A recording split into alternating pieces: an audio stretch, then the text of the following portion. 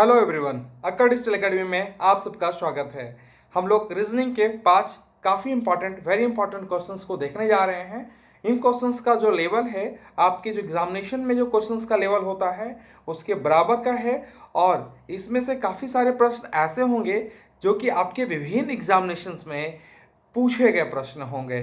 ठीक है, तो ये जो सीरीज है आज से हमारा ये कंटिन्यूस सीरीज चलेगा और प्रत्येक दिन हम लोग 5 काफ़ी जो लेवल के जो महत्वपूर्ण क्वेश्चंस हैं उनको हम लोग देखेंगे। तो चलिए हम लोग क्वेश्चन नंबर फर्स्ट पे आते हैं। आज हमारा पार्ट वन है तो हमारे 5 क्वेश्चंस का पहला क्वेश्चन है रीजनिंग का। ठीक है, कहता है कि ये एक सीरीज है, इसमें हमें फाइंड करना है कि कौन सा एक टर्म है जो गलत है। 21, 24, 30, 41, 66, राइट।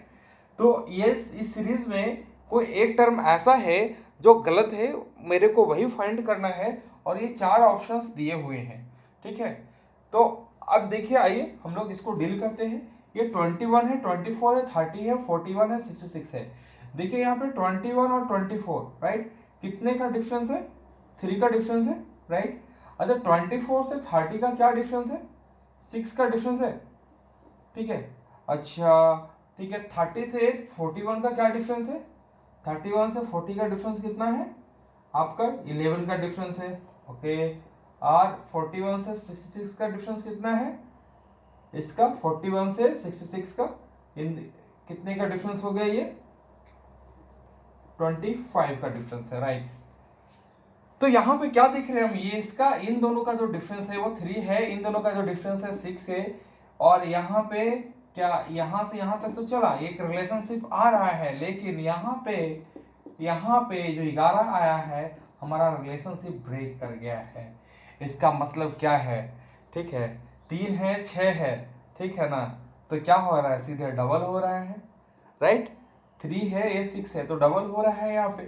तो 11, ये जो 11 है, ठीक है, तो यहाँ पे हमारा रिलेशन मैच नहीं खा रहा है। अच्छा ठीक है, यहाँ भी ये 25 आ गया 41 से, जो है वो 41 में 25 ऐड होगा तो 66 आएगा। तो ये यहाँ पे आगे, यहाँ से आगे का मामला हमारा गड़बड़ हो रहा है, राइट। मतलब यहाँ तक हमारा सही है, 21, 24, 30, राइट। 41, 66, इन दोनों में मामला गलत है, मतलब 41, 66। ठीक है, ए और बी। अब हमें सॉर्ट आउट करना है कि कौन सा है, 41 और 66। तो देखिए क्या है कि अब हम एक चीज करते हैं कि 3, 6 है, तो भैया सीक्वेंस क्या आना चाहिए? 3 है और ये 3 का डबल हो गया, तो ये इसको भी यहाँ पे 6 का डबल होना चाहिए, मतलब 12 होना चाहिए। ठीक है, हम लोगों ने सीरीज सॉल्यूशंस में क्या देखा है कि हमारा रिलेशनशिप स्टैब्लिश होना चाहिए, राइट ना। तो 3 है यहाँ पे, ठीक है, 3 है यहाँ पे 6 है, तो अगला क्या होना चाहिए? 12 होना चाहिए। ठीक है, तो अगर ये 12 होता है तो उसी रूल्स को फॉलो करते हुए आगे वाला जो टर्म्स है वो आ रहा है क्या? अगर ये 12 होगा तो ये क्या होगा? ये 12 होगा। अब देखिए 21, 3, 24, 24, 6, 30, 30 और 12, ये इसको क्या हो जाना चाहिए? 42 हो जाना चाहिए, राइट। अच्छा, ये 42 हो जाएगा तो आगे क्या होना चाहिए? 12 का डबल क्या होगा? 12 का डबल क्या होगा? ठीक है, 3 का 6 हो गया, 6 का 12 हमने पुट किया, तो 12 का डबल क्या होगा? 24 होगा। तो अब मेरे को 42 में अगर हम 24 ऐड करें और मेरा 66 आ जाएगा, तो मतलब क्या है कि हमारा सीरीज सही है, हमारा सीरीज सही है। ठीक है, तो ये 42 आ गया। अब 42 में चलो भाई ये 12 आ गया, हमने इस सीक्वेंस के आधार पे लिया। 3 ये है, 6 ये है, डबल हो गया, 6 डबल हुआ 12 बन गया। मतलब क्या है ना कि 6 है, डबल का मतलब क्या? 6 है, तो क्या इसको लिख सकते हैं? 3x2 लिख सकते हैं। ठीक है, एक रिलेशन आ गया ना। अब 12 है, इसको क्या लिख दिया हमने? 6x2 लिख दिया। तो यहाँ पे क्या होना चाहिए? 12x2 होना चाहिए। तो 12x2 क्या होता है? 24 होता है। तो ये 42 है और ये 24, 42 प्लस 24, तो क्या हो गया हमारा? 66। मतलब हमारा सीरीज सही है। तो गलत टर्म कौन सा है? 41। ए हमारा आंसर होगा। इस प्रश्न का आंसर हमारा ए होगा। देखिए कॉन्सेप्ट क्लियर कर लीजिएगा, ठीक है ना। सीरीज में हम हमेशा क्या करते हैं? सीरीज के प्रॉब्लम्स को सॉल्व करने में हम हमेशा क्या क्या करते हैं? हम एक रिलेशन, एक फंक्शन, एक रूल फाइंड आउट करते हैं जिससे सीरीज का अगला टर्म पिछले वाले टर्म से क्या हो, रिलेटेड हो। तो यहाँ पे हमारा एक रिलेशन निकला क्या कि ये 3 है, ये 30 है, ये 24 है, तो ये 6 आ गया। तो मतलब क्या है, 6 क्या है, 3 क्रॉस 2 है। ठीक है, तो आगे हमने क्या कर दिया, ठीक है कि जो आगे 12 होगा इसको भी 6 क्रॉस 2 किया। ठीक है, अच्छा तो आगे है इसको भी 12 क्रॉस 2 कर दिया। ठीक है, अच्छा एक और कॉन्सेप्ट इस पे लगा सकते हैं कि 3 का डबल हो गया 6, 6 प्लस 6 12, 12 प्लस 12 24। ठीक है, चलिए तो हमारा 41 के जगह पे 42 होना चाहिए सीरीज में, और ये 41 ए हमारा आंसर हो गया। 41 वाला जो टर्म है वो गलत है इस सीरीज में। अब हम चलते हैं दूसरे प्रश्न की ओर।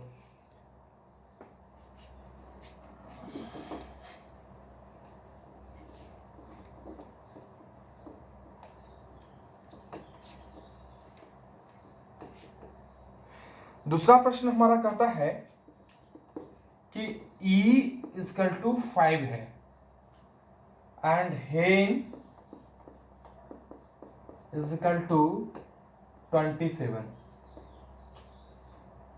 तो पेन का कोड क्या होगा? Pen equal to what?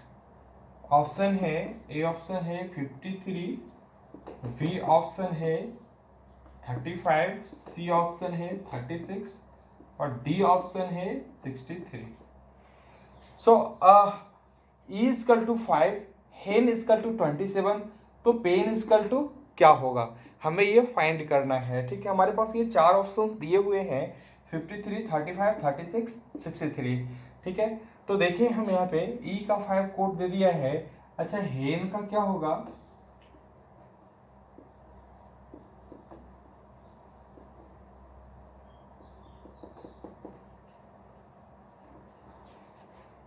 देखिए हेन का क्या होगा, एज का कोड क्या होता है, 8 होता है। ई का कोड क्या होगा, A B C D E 5 हो गया। एन का कोड क्या हो जाएगा आपका, 14 हो जाता है।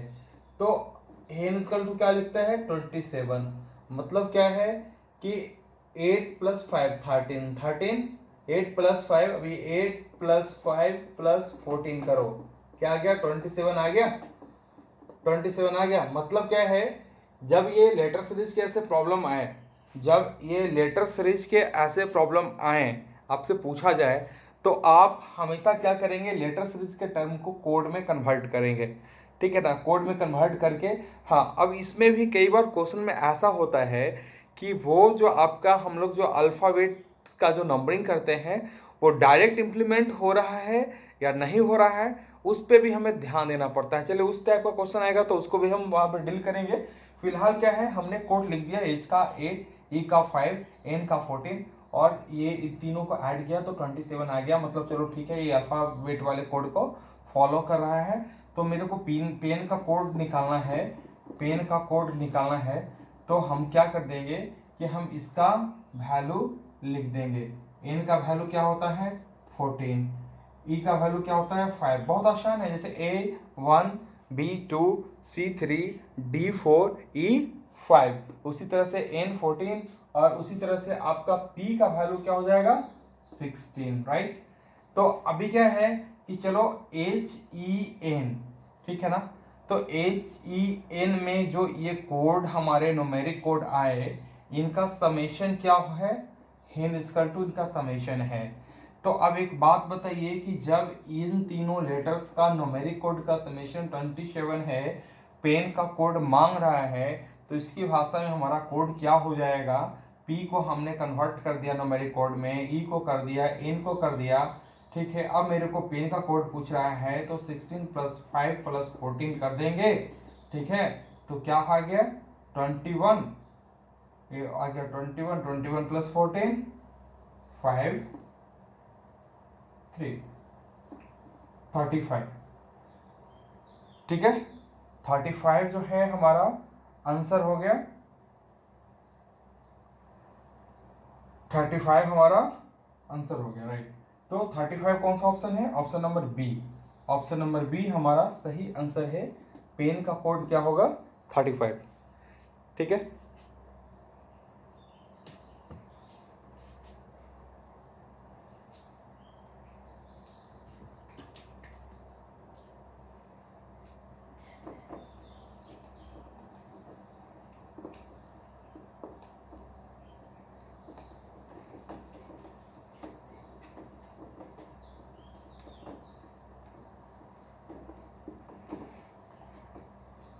बोर्ड पे पढ़ने का अलग ही मजा होता है ना। चलिए हम लोग अब चलेंगे प्रश्न संख्या 3 पे। हम लोग 5 काफी महत्वपूर्ण प्रश्न को देख रहे हैं। हम लोगों ने 2 प्रॉब्लम्स को देख लिया, हम लोग जा रहे हैं प्रॉब्लम नंबर 3 पे। तीसरा नंबर प्रॉब्लम कहता है कि भाई कोड का प्रॉब्लम है, कहता है कि टीचर TEACHER टीचर, टीचर को हम लोग लिख सकते हैं VGCEJGT, राइट। हमने ये लिख दिया तो कहता है कि भाई चिल्ड्रन का कोड बताओ, चिल्ड्रन का कोड बताओ। ऑप्शन ए है EKNJFTGP, option 2 EJKNFTGP, option C KNJFGTP, ठीक है। डी ऑप्शन है none of this, none of this, ठीक है। ये प्रश्न है, कहता है टीचर, अगर टीचर को हम लोग ये लिख सकते हैं, अगर टीचर को हम लोग ये लिख सकते हैं तो ये बताइए चिल्ड्रन को हम लोग क्या लिखेंगे, ठीक है ना। टीचर को अगर हम लोग ये लिख सकते हैं तो चिल्ड्रन को हम लोग क्या लिखेंगे। ये कोड का प्रॉब्लम है, ठीक है ना। तो इसमें कोड में कहता है कि टीचर का कोडिंग क्या इसको, तो बताओ इसको चिल्ड्रन को क्या लिखेंगे। तो देखिए कोडिंग क्या होता है कि कोडिंग एक अलग तरीके का भाषा है, कौन यूज़ करता है कोडिंग को, ठीक है। ये खुफिया विभाग वाले ज़्यादा यूज़ करते हैं। इसमें क्या होता है, जो प्रेषक होता है, मतलब जो ट्रांसमीटर होता है और जो रिसीवर होता है, बस वही समझ पाता है कि मामला क्या है, ठीक है। मान लो कि टीचर को हम किसी खास रूल से ये कन्वर्ट कर दिए, ठीक है। अब हम ये बोल रहे हैं, अगले को बोल रहे हैं, तो बीच वाला कैसे असेस करेगा कि इसका मतलब टीचर है, ठीक है। जो इस रूल्स को जान रहा है कि हाँ टीचर को इस रूल के तहत हम लोग क्या है, ठीक है, टीचर को हम इस रूल के तहत इसको हम इस कोड में लिख रहे हैं, ठीक है, वही इसको डिकोड कर सकता है, ठीक है। तो चलिए देखिए क्या है, टीचर है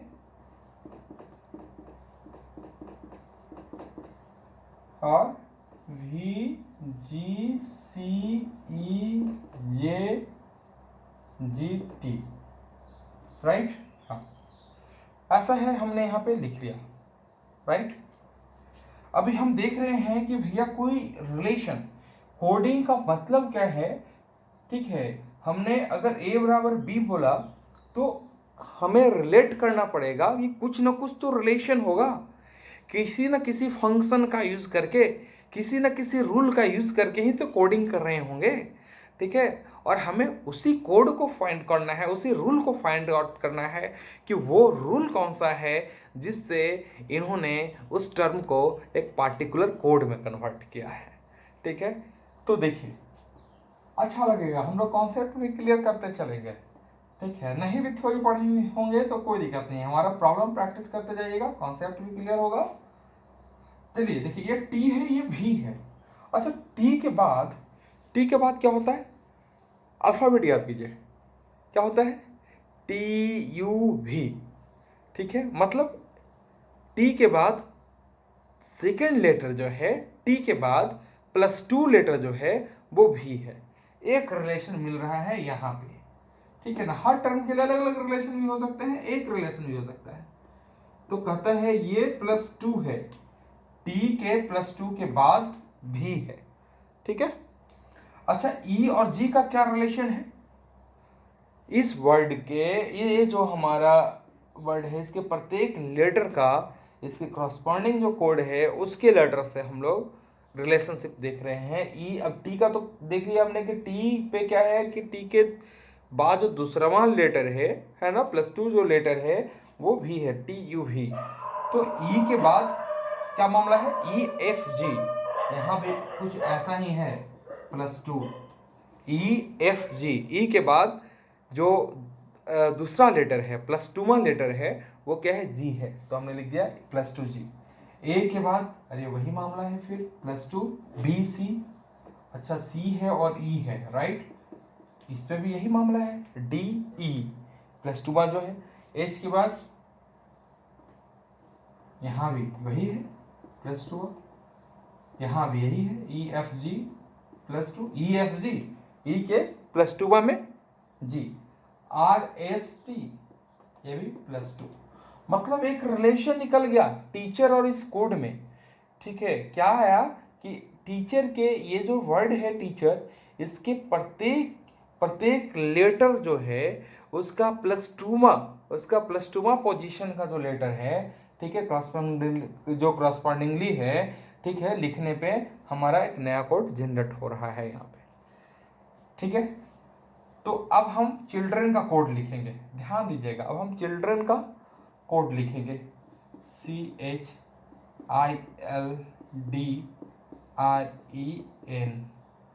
ठीक है, हाँ, अब हम चिल्ड्रन का कोड लिखेंगे। तो सी के बाद +2 क्या आ जाता है, सी के बाद +2 क्या आ जाता है, DE, राइट। एच के बाद क्या आ जाएगा, एच के बाद +2 क्या आ जाएगा हमारा, एच है ना, चिल्ड्रन, राइट।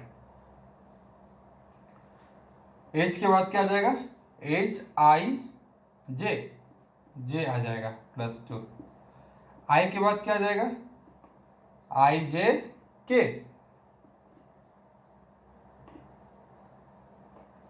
ठीक है, +2 का। एल के बाद क्या आ जाएगा,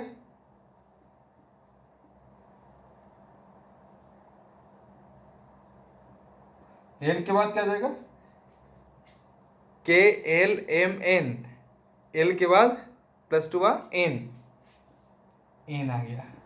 डी के बाद क्या आ गया, +2 F, आर के बाद क्या आ गया, TST, ई के बाद क्या आ गया, G, एन के बाद क्या आ गया, P, राइट।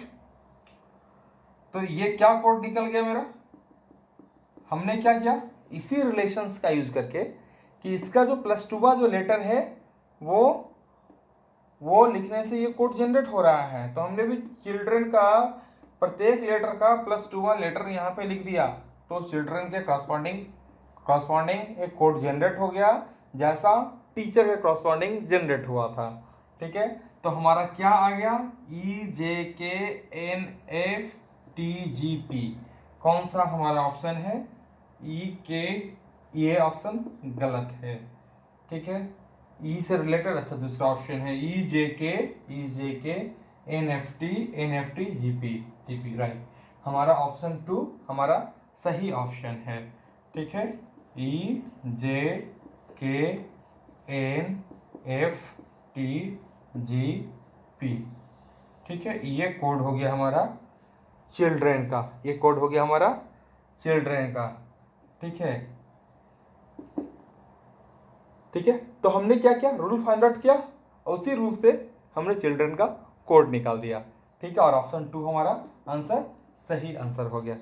चलिए अब हम लोग आज के सेकंड लास्ट में क्वेश्चन पे चलते हैं, मतलब 4 नंबर क्वेश्चन पे चलते हैं, हम लोग 4 नंबर क्वेश्चन पे चलते हैं।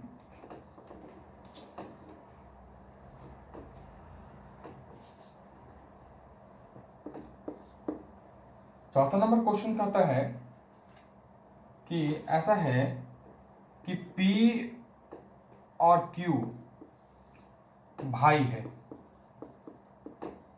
P और Q भाई है, R और S बहन है, R और S बहन है।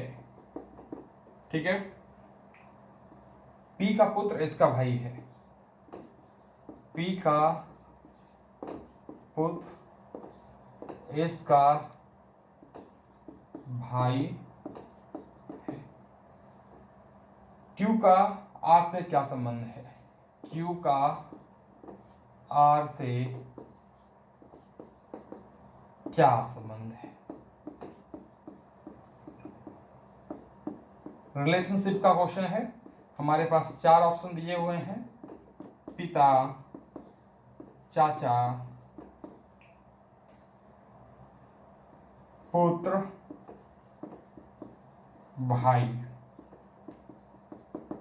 हमें इन 4 ऑप्शंस में से एक ऑप्शन को बताना है कि कौन सा ऑप्शन सही है। क्यू आर से क्या संबंध है? पिता का संबंध है, चाचा का है, पुत्र का है या भाई का है? तो चलिए, रिलेशनशिप का क्वेश्चन है। क्वेश्चन कहता है पी और क्यू भाई है, आर और एस बहन है, पी का पुत्र एस का भाई है, क्यू का आर से क्या संबंध है?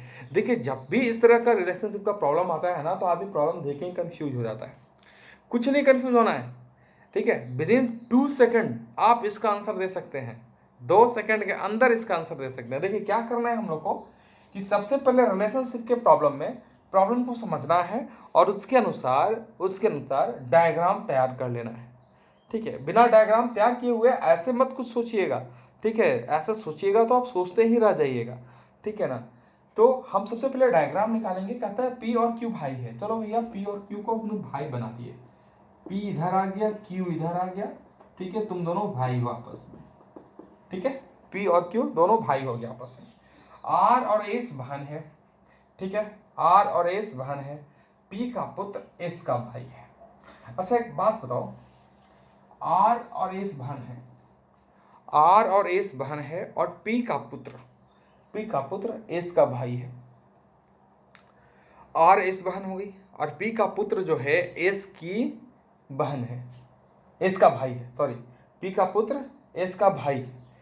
तो जब पी का पुत्र एस का भाई है और आर एस बहन है, मतलब क्या हो गया कि पी के ही 3 संतान हो गए। आर एस, ये पी का पुत्र, पी का पुत्र एस का भाई है। अब देखो यहाँ पे पी का पुत्र जो है वो किसका भाई है?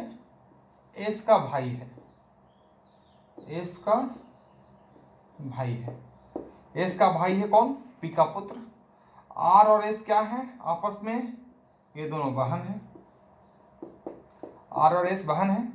और यहाँ पे क्या है? ये एस का भाई है, कौन? पी का पुत्र। पी का पुत्र क्या है? एस का भाई है। आर एस बहन है, मतलब पी का पुत्र आर और एस तीनों भाई बहन है, ठीक है। तो एक डायग्राम मेरा तैयार हो गया। पी के 3 संतान, पी का पुत्र आर और एस, 2 बेटियां और 1 बेटा, और क्यू उसका भाई। भैया ये डायग्राम तैयार हो गया और मेरे से ये पूछता है सिर्फ कि बताओ आर का क्यू से क्या संबंध है। आर यहाँ है और आर के पिता हो गए पी, अब पी का भाई हो गया क्यू। तो अब आप बताइए क्यू का आर से क्या संबंध है? किसका संबंध होगा भाई? ऑफकोर्स चाचा का संबंध होगा। पिताजी का भाई क्या होता है? चाचा होता है। क्यू का आर से क्या संबंध है? ऑप्शन बी, चाचा, ठीक है। ऑप्शन बी हमारा सही आंसर है। चलिए हम लोग लास्ट क्वेश्चंस को देखते हैं।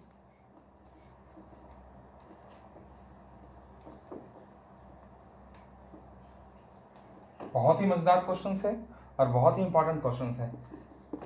क्वेश्चन नंबर 5 कहते हैं A B E D C F G H I O P Q R S T, O P Q R S T. ये सीरीज हमें फाइंड करना है। 4 ऑप्शन दिए हैं, N M L K J V G H T P Q C N M L J K, none of which। ये letter series का problem है और इसमें हमारा ये जो फोर्थ टर्म है हमें फाइंड करना है, ठीक है। इन चारों ऑप्शंस में से कोई एक ऑप्शन है, ठीक है ना। तो हम क्या करेंगे, देखिए हमने लिख लिया A B E D C F G H I और चौथा O P Q R S T, ये हमें फाइंड करना है, या चलिए यहाँ पे हमें फाइंड करना है। अच्छा देखिए क्या है, ए बी, ठीक है ना। बी के बाद जो दूसरा टर्म है इसमें सी कहाँ आ गया, यहाँ आया है, ध्यान दीजिएगा, ठीक है। अच्छा इस टर्म को देखिए, सी के बाद क्या हुआ, डी ई, इसके बाद जो तीसरा टर्म है वो यहाँ से यहाँ आ गया स्टार्ट पर, राइट।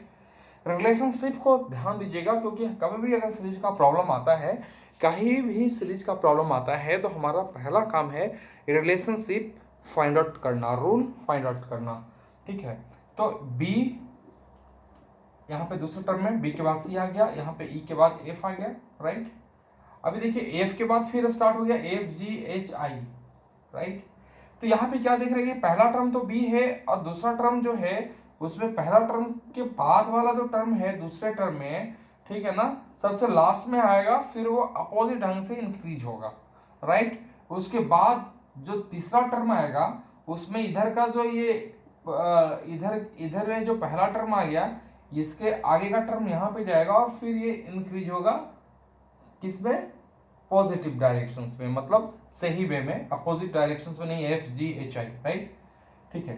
तो इसका मतलब क्या है कि इसका जो अगला टर्म आएगा उसमें क्या होगा, उसमें क्या होगा इस तरह ही, ठीक है ना, कि v के बाद जैसे c इसमें लास्ट में आया था, और सेकंड में क्या है कि सेकंड में c के बाद अपोजिट चला, c d e के बाद क्या आ गया, f आ गया, f g h i, तो i के बाद क्या आ जाना चाहिए, इधर लास्ट में आएगा, इधर लास्ट में आएगा, i के बाद क्या आएगा, j, और अपोजिट चलेगा, जैसे मान लीजिए b के बाद c आया, c d e, ठीक है ना, ये दो लेटर है, तो एक और क्रोनोलॉजी समझिएगा, ये दो है तो यहाँ पे तीन आ गया, तीन है तो फिर इधर चार आ गया, तो सक्सेसफुली यहाँ पे पांच आना चाहिए, क्योंकि ये भी 6 है, तो यहाँ पे 5 लेटर्स का बनेगा, ठीक है। एक चीज, एक रूल से मेरा ये फाइंड आउट हो गया।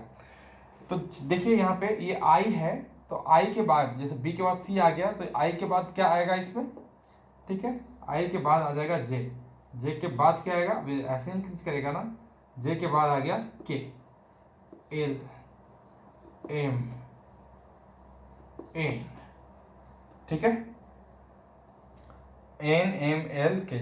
अच्छा अगर हमारा ये मामला सही है तो इसके आधार पे ये भी सही आना चाहिए। तो अब क्या है, यहाँ पे क्या देखा था हमने कि जो सेकंड वाला टर्म है यहाँ से फिर जो इसका आगे वाला टर्म है वो पहला टर्म से स्टार्ट होता है, चलिए एन के बाद क्या ये ओ है, बिल्कुल ओ है, और फिर क्या इंक्रीजिंग वे में आगे बढ़ा है, O P Q R S T बढ़ा है और 6 डिजिट है, तो है, इसका मतलब क्या है, हमारा आंसर क्या है, एन एम एल के जे, एन एम एल के जे। कौन सा ऑप्शन है हमारा, ऑप्शन ए है, ऑप्शन ए है, ये हमारा राइट आंसर है, एन एम एल के जे। तो ये था हमारा 5 इंपॉर्टेंट क्वेश्चंस रीजनिंग के, ठीक है। तो ये हमारे जो पार्ट है, ये जो सीरीज है, ठीक है, ये हम लोग डेली लेकर के आएंगे, और इससे होगा क्या कि आपका प्रैक्टिस भी होगा, आपका कॉन्सेप्ट भी क्लियर होगा, और जितना प्रैक्टिस आप करेंगे आपका टाइमिंग भी परफेक्ट आएगा, कॉन्सेप्ट भी परफेक्ट जाएगा, ठीक है ना। और कॉन्सेप्ट परफेक्ट एक बार आपके अंदर गया, ठीक है, कॉन्सेप्ट एक बार आपके माइंड में गया और प्रैक्टिस के थ्रू टाइमिंग आ गई, ठीक है, तो फिर आप 2 सेकंड के अंदर रीजनिंग के मैक्सिमम प्रॉब्लम को आप सॉल्व कर देंगे, ठीक है।